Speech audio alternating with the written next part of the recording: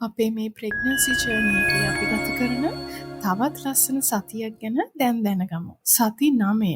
දැන් මේ ඔය ආරම්භ කරන්නේ 3 වෙනි මාසෙ. කියන්නේ පළවෙනි ත්‍රයිමාසිකයේ අවසාන මාසේ. මේ පුංචි පැටියගේ විස්තර අපි සති 8 වෙනකන් කලින් වීඩියෝස් වලින් කතා කරලා. දැන් බලමු සති 9 තිමියා මොනවද කරගෙන තියෙන වික්‍රමාන්විත වැඩ මොනවද කියලා. ඔයා දන්නවද මේ පුංචි පැටියා මිනිත්තුවකට ස්නායු, ඒ කියන්නේ නියුරෝන මිලියන 2.5ක් විතර වර්ධනය කරගන්නවා. ඇස්වල වර්ධනය දිගටම කරගෙන යනවා තාම. නමුත් ඇස් අරින්න යන්නේ කම්පිතී නාස්පුඩු තොල් හිම දැන් සම්පූර්ණයි. පොඩි චලන පටන් ගන්න යන්නේ මෙන්න මේ 9 වෙනි සතියේ ඉඳන්. ඉතින් බබාගේ මේ චලන එයාගේ මසල්ස් වලට ඒ පළකට හොඳ ව්‍යායාමයක්. ඉතින් ඒවල වර්ධනයට සහ ශක්තිමත් භාවයටත් හොඳයි මේ චලන දක්වන එක. අපිට මේක බලා ගන්න ඕන අල්ට්‍රාසවුන්ඩ් ස්කෑන් එකකින්. මේ අල්ට්‍රාසවුන්ඩ් පරීක්ෂණයකින් බලනකොට සියුම්ම නිරීක්ෂණය කරගන්න පුළුවන් මේ බබාගේ කුඩා චලන. නමුත් අම්මට නම් මේ චලන දැනෙන්නේ නැහැ තාම.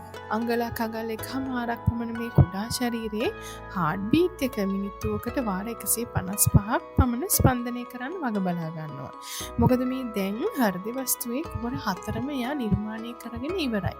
ඒවල කපාටත් හાર્ට් වැල්ව්ස් හදන ගමන් තමයි ඉන්නේ. අක්මාව, ප්ලීහාව, අග්න්‍යාශය, මුත්‍රාශය සම්පූර්ණයෙන්ම වැඩ කරලා අවසන්. ඒවල වර්ධන කටයුතු තවත් ඉදිරියට කරගෙන යනවා. මුත්‍රාශයේ වැඩ අවසන් නිසා මුත්‍රා නිපදවල එමගින් මේ ගර්භ තරලයට මුත්‍රා එකතු කරන්න මෙන්න මේ 9 වෙනි සතියේදී තමයි එයා ආරම්භ කරන්නේ. ඇඟිලිවල මුද්‍රා, ඒ කියන්නේ ෆින්ගර් ප්‍රින්ට්ස් හැම යටින් වර්ධනය කරන්නත් පටන් ගන්නවා. ඉතින් මෙන්න මේ ටික තමයි මෙයා ඉක්මනින් මේ සතියේදී කම්ප්ලීට් කරගන්න බලන්නේ. අපි බලමු අම්මා ගැන. අම්මා ගැන කතා කරනකොට තාම විශේෂයෙන් නම් කියන්න දෙයක් නැහැ.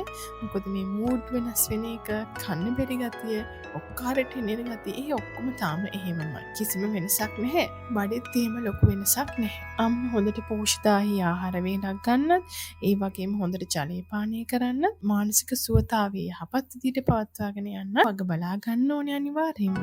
ඉතින් මෙන්න මේ ටික තමයි සහ බබාගේ 9 වෙනි සතියේදී වෙන දේවල්. ඔන්න මේ 10 වෙනි සතිය කොහොම වේද අපේ මේ පුංචි බබාගේ අලුත් වැඩ මොනවද?